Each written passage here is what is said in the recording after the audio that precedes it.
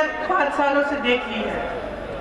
आपके लिए क्या हुआ, आपके लिए क्या किया गया, आप सब मेरे से अच्छी तरह जानते हैं। सपा की सरकार आई, आपको लूटा गया।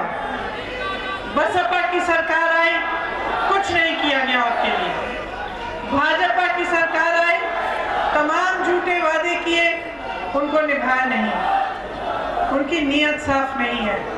मैं यहाँ खड़े होकर आप सबसे कहना चाहती हूँ कि जिन जिन लोगों से मैं मिली हूँ उत्तर प्रदेश में, जहाँ जहाँ गई हूँ, जिन जिन गाँव में गई हूँ, जिन परिवारों से मिली हूँ, जहाँ जहाँ मैंने देखा है कि दुख है, दर्द है, मैं समझी हूँ कि आपको एक ऐसी सरकार की जरूरत है जो आपके साथ, जिनकी आपके साथ संवेदना हो, जो आपकी समस्याओं को समझे और सुलझाने की दिल से कोशिश करे। और मैं चाहती हूँ कि उत्तर प्रदेश में आने वाले समय में एक ऐसी ही कांग्रेस की सरकार आए जो आपकी समस्याओं को सुलझाने के लिए दिन रात काम करे, पीछे नहीं हटे। तो आपसे आग्रह करती हूँ कि आप अपनी शक्ति को अच्छी तरह से पहचानिए, उसको मजबूत बनाइए। मेरी बहनें यहाँ हैं, एक बहुत बड़ी शक्ति है। आप चाहें तो ये प्रदेश बदल सकता है, लेकिन आपको जानना पड़ेगा, आपको समझना पड़ेगा और आपको अपनी शक्ति को पहचान कर आगे बढ़ना पड़ेगा। आपको बहुत बहुत धन्यवाद। बुंदेलखंड की जय, बुंदेलखंड की जय, बुंदेलखंड की जय, जय हिंद।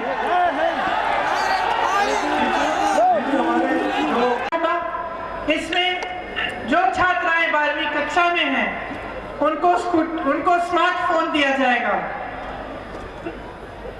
उनसे जो बड़ी हैं उनको स्कूटी मिलेगी। बस की यात्राएं प्रदेश भर में महिलाओं के लिए मुफ्त होंगी। 1 गैस सिलेंडर नहीं, आपको 3 गैस सिलेंडर मुफ्त मिलेंगे। मेरी आशा बहू और आंगनबाड़ी की जो बहनें हैं अक्सर मुझसे मिलती हैं।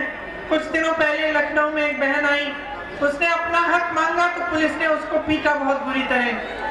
वह मुझे कहती हैं कि बहुत समय से उनका मानदेय बढ़ाया नहीं गया है। अगर हमारी सरकार आएगी तो हमने प्रतिज्ञा ली है कि 10,000 रुपए मानदेय आशा बहुओं और आंगनबाड़ी की बहनें की होगी।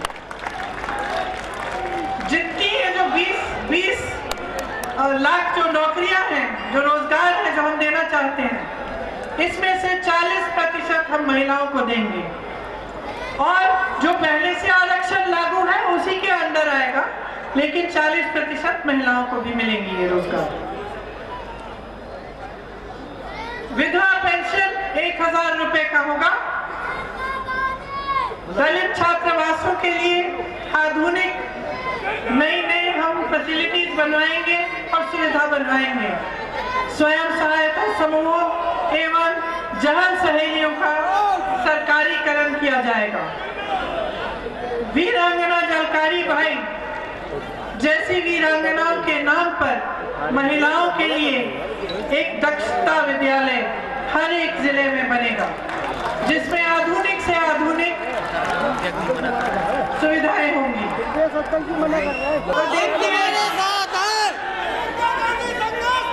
हम तुम्हारे साथ हैं। बहुत प्रतिज्ञाएं, बहुत योजनाएं हमने सोची है और हम आपके सामने हम कह रहे हैं, करके हम करेंगे। तो आप यकीन कैसे कर सकते हैं मेरी बातों पर? आपके सामने जो भी आता है वो प्रतिज्ञा, वो वचन करके चले जाता है। तो आपको कैसे यकीन होना चाहिए कि कांग्रेस पार्टी के नेता जब आपके सामने आते हैं और कुछ कहते हैं तो उस पर खरा उतरते हैं। 2 चीजें हैं। सबसे पहले तो हमारे मुख्यमंत्री जी आपके सामने आए और इन्होंने आपको बताया कि किस तरह से छत्तीसगढ़ में और जहाँ जहाँ हमारी सरकारें हैं वहाँ जो प्रतिज्ञाएं की गई वे निभाई गई।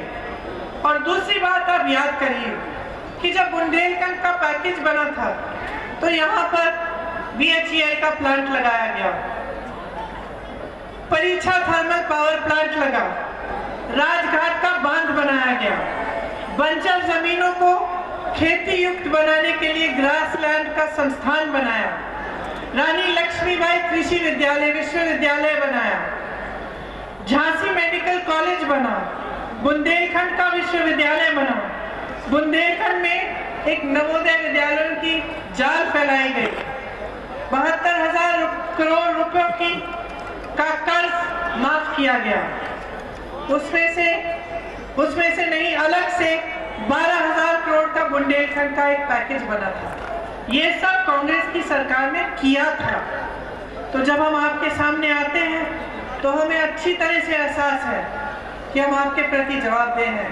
हम जानते हैं कि अगर हम वचन निभाएंगे, हमें उस वचन को आपको देंगे तो हमें उस वचन को निभाना पड़ेगा, क्योंकि हमारी नियत साफ है।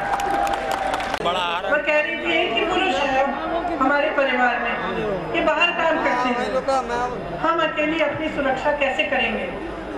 हमें कौन देखेगा? हमारे साथ इतना बड़ा हादसा हुआ है और सरकार हथियारों के पक्ष में है, उनकी मदद कर रही है। वे भाजपा के नेता को जानते हैं, उनमें से एक भाजपा का एक छोटा मोटा नेता भी है। सरकार उनका संरक्षण कर रही है और हमारे लिए कोई नहीं है। और मुझे ऐसा लगा कि जहाँ जहाँ कुछ हो रहा है, वहाँ ललितपुर में भी जिन किसानों ने आत्महत्या की, जो लाइन में जो गुजर गए, उन्होंने छोड़ा क्या?